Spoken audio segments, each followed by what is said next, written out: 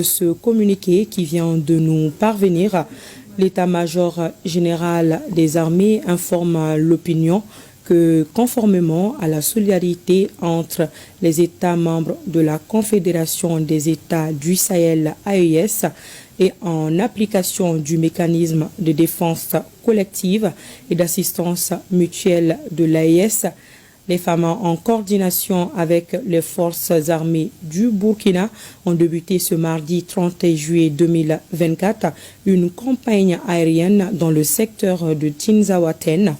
Cette campagne vise à sécuriser les personnes et les biens dans la localité de Tinzaouaten et ses environs contre la coalition de terroristes auteurs d'exactions, d'abus et de trafic illicite contre les populations maliennes. Durant cette opération, l'état-major général des armées invite la population civile dans le secteur à se tenir à distance des positions occupées par les groupes armés terroristes pour prévenir tout dommage collatéraux.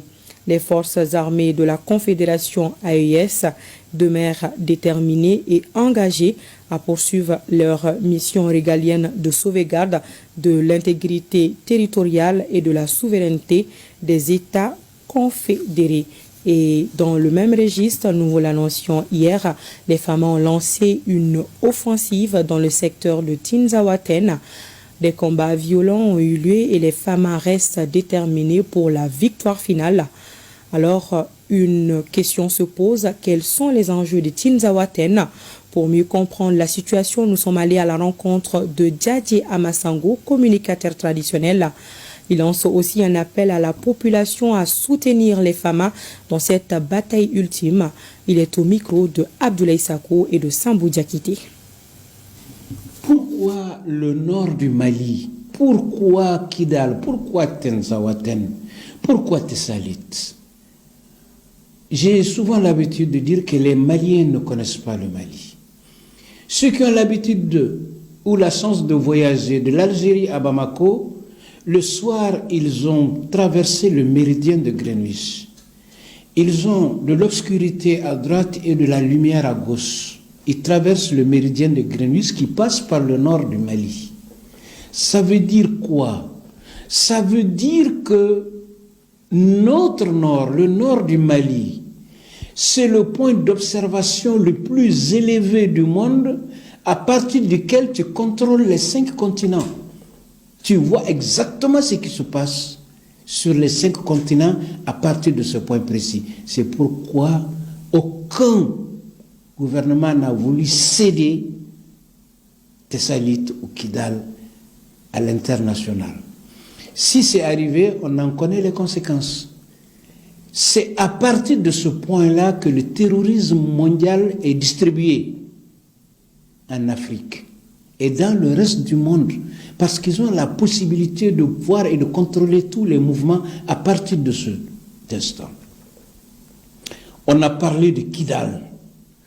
Kidal est un appendice de Tinzaouaten. Et Tinzaouaten, c'est quoi? Qu'on dise que c'est le dernier bastion du terrorisme international, on n'a pas tort. Que l'on dise que c'est un point névralgique, on n'a pas tort. Seulement que le terrorisme, c'est une politique qui est conçue dans des bureaux feutrés ailleurs, et ils sont armés et équipés, et ils sont opérationnels à partir de Tinzaouaten. Mais si les installations n'existent plus à partir de Tinzaouaten, on peut dire qu'on a sonné le glas du terrorisme mondial à partir de Tinzaouaten. Dans la même logique, dernièrement, je parlais de la jeunesse, de l'appel du président de la conférence des chefs d'État de l'AES, notre colonel Assimi Goïta, en faveur de la jeunesse sous les drapeaux, mais aussi de la jeunesse combattante et laborieuse. Qui doit prendre le relais de Tinzaouaten? C'est la jeunesse du Mali et la jeunesse de l'AES. Et ici, le combat est à leur niveau. Les militaires ont fait leur part de boulot. Maintenant, la suite logique pour raffermir et consolider cette victoire, ça revient à la jeunesse. On va me dire comment et pourquoi. Que la jeunesse arrête de diffuser des informations fausses et infondées sur l'armée et sur les victoires de l'armée. Que la jeunesse arrête de publier des vidéos d'intoxication pour saper le moral de nos hommes.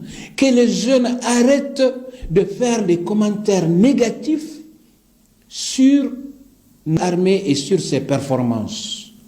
Aujourd'hui, il est de notoriété publique, reconnu par les médias au niveau international, reconnu par nos plus grands détracteurs, que la montée en puissance de l'armée malienne est une réalité. J'ai dit, les faits sont là, têtus et trapus à crever les yeux. La qualité des armements, pointus dans leur conception, le maniement, les hommes, le matériel et l'outillage, aujourd'hui sont des réalités palpables au Mali.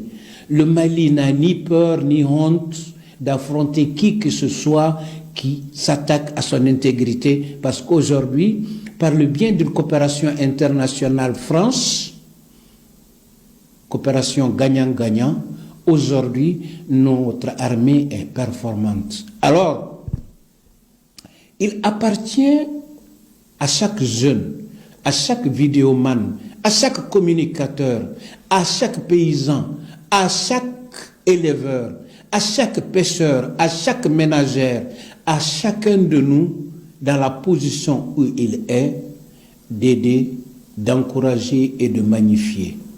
Pourquoi on a chanté Djanjo? On a chanté Djanjo pour magnifier et célébrer les grands hommes. Donc l'armée est toujours l'émanation du peuple.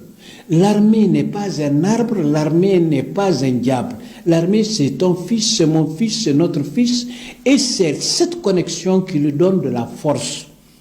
Tant que l'armée sent que le peuple est derrière lui, tant que l'armée sent que le peuple est reconnaissant de son sacrifice, elle devient plus forte, elle devient plus engagée. Ils ont reçu des communiqués de soutien aux femmes.